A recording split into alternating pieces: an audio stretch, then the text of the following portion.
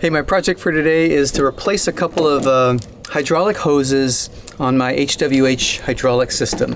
Now this is the system that controls my leveling jacks and my slides going in and out.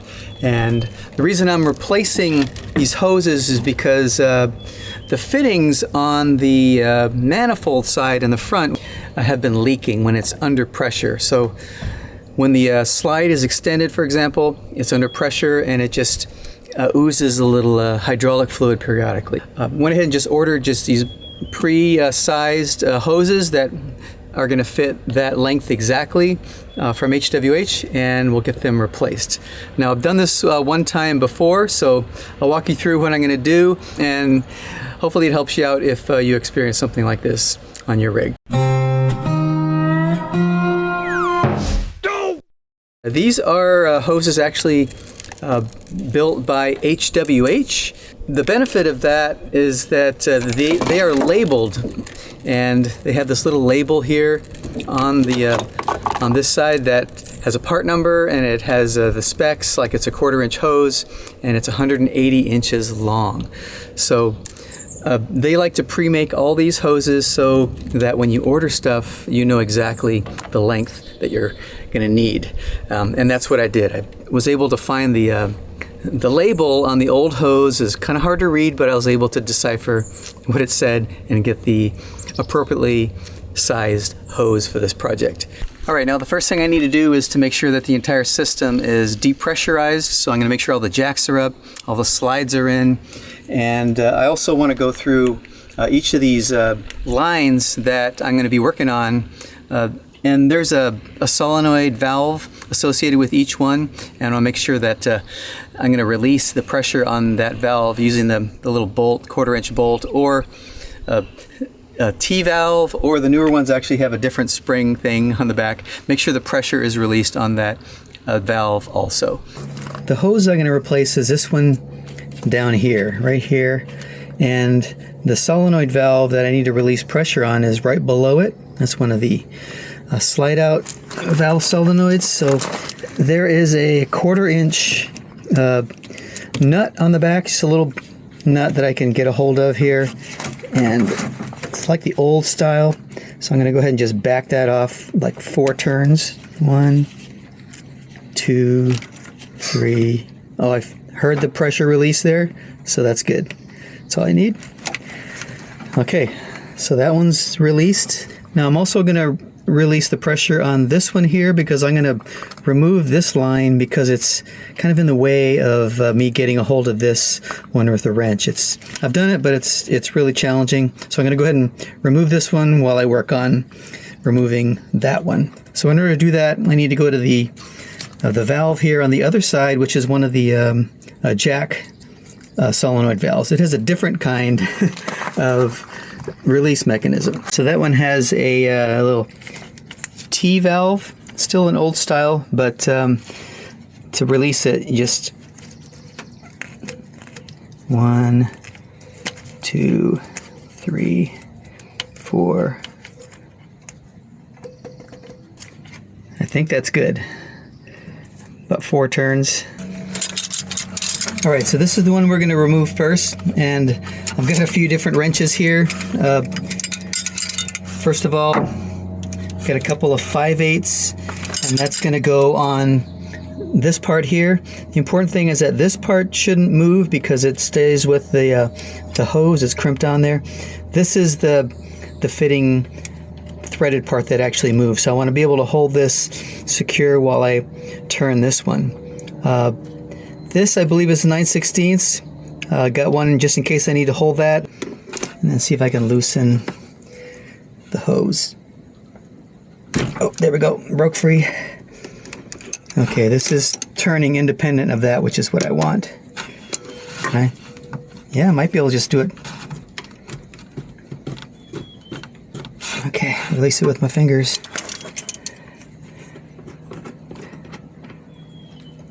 Okay, nothing. We're good. Just gonna set this aside.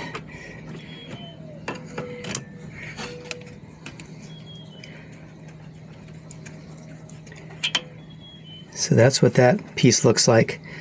It's got a little O-ring right here. This one doesn't leak, so I'm just going to leave it alone. Clean this piece off a little bit. Make sure I get a good connection next time. Just hand tighten it back in place. I also have this little extra cap that I'm going to go ahead and put on the end here, just to keep me from damaging it by by mistake. So I'll talk about these here in a little bit, but these are good to keep around, as well as some other pieces, and it'll be more clear when we start fishing the hose through here. All right, now to get to this one down here, it looks like this little fitting that goes into the housing here is not a 9/16, it's 1/2 inch. So I'm going to use this 1/2 inch one here to hold it, and then I'm going to turn this 5/8 to release the hose. All right, here we go. All right, released.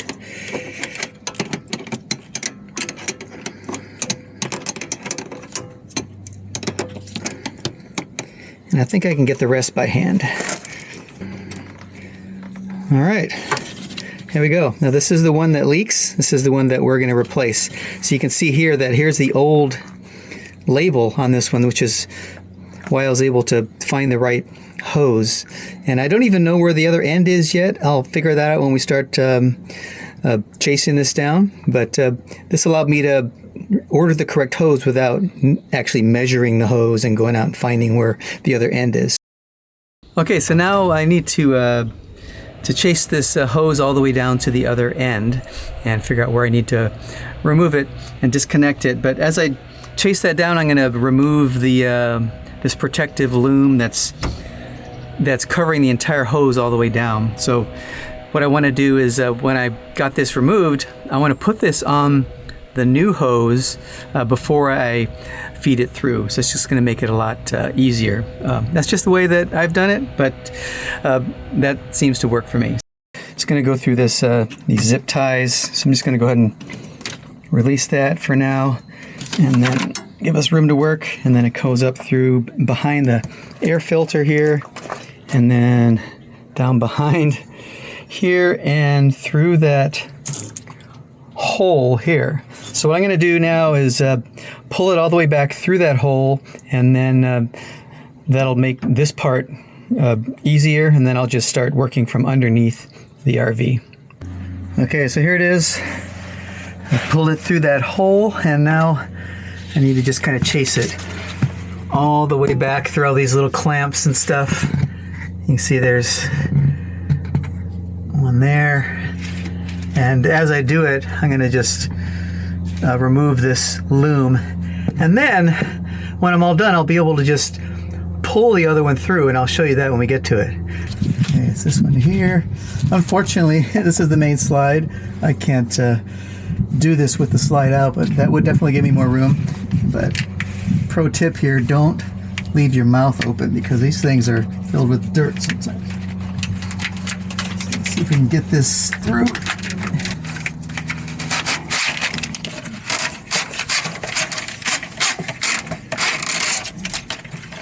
Okay, here's the other end. Is this fitting right here? That's all kind of dirty. So it's the one coming in here from the top, probably before it splits off into both of the pistons on either side of this large slide. Mouth closed.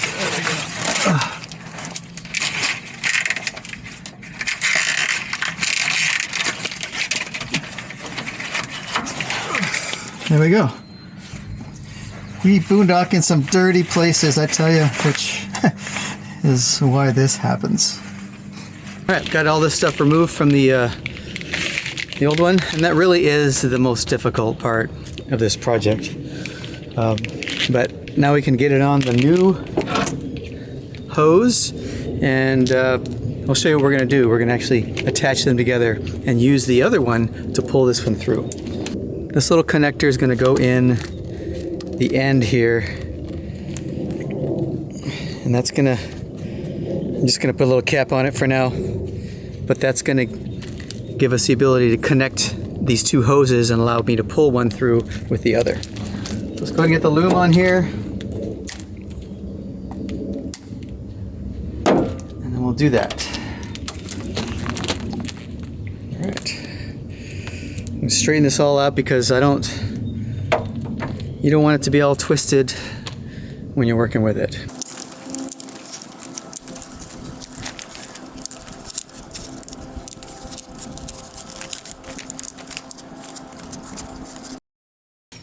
All right, I've got my end all ready for the new hose, and I'm going to pull through, but I have to disconnect this first. Then I'm going to connect it to this, and then we're going to pull it through where the old one is. So for that I need my 5/8 wrench. I'm going to loosen it up here. Got my little pliers just to grab it. Oh, it's pretty tight.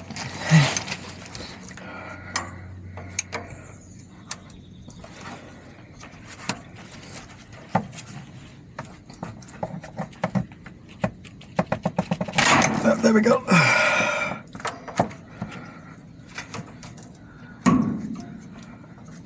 All right.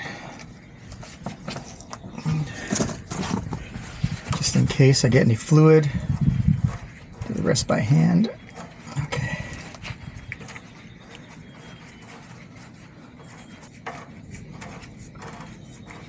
Kind of rusty.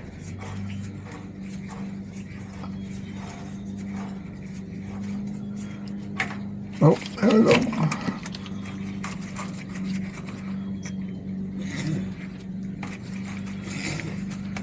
All right, just a little bit spillage, not much. And we'll take this guy here, put it on there temporarily while we do this. Clean up our mess.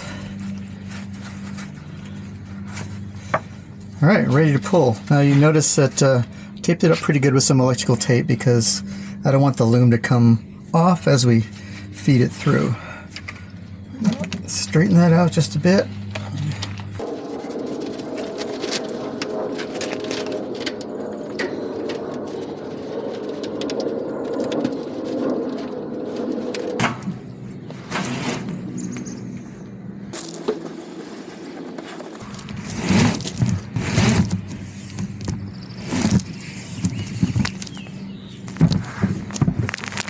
There we go.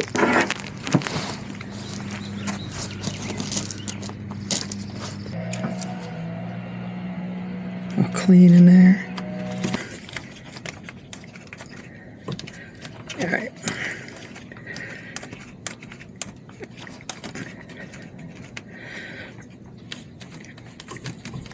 All right, just kind of wiggle that a little bit, and then we'll get the threads to lock in. Okay, there we go.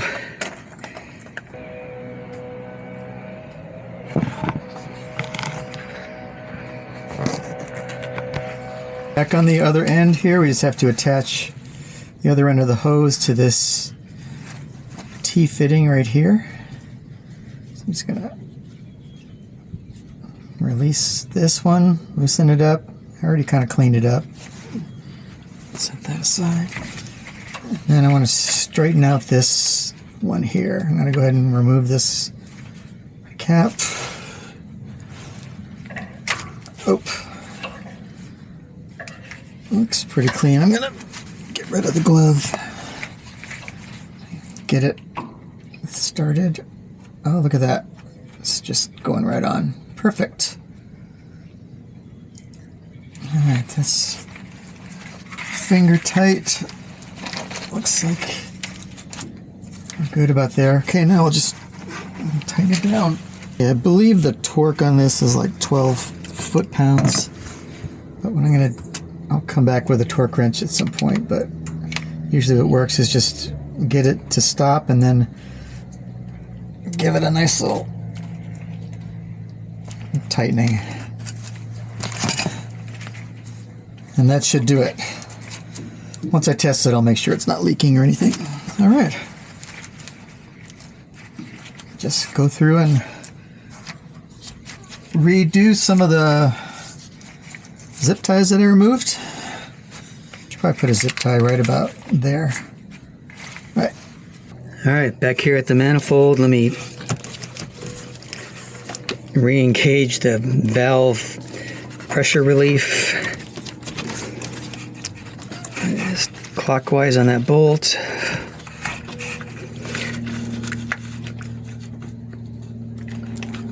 Until it's tight. Okay.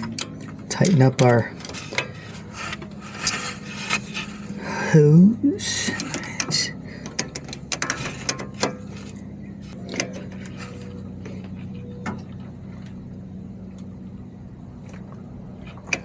Okay, that should do it.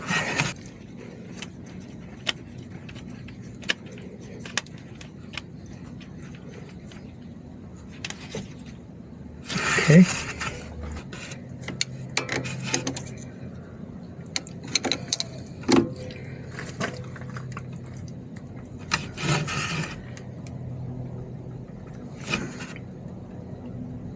Okay, that should do it.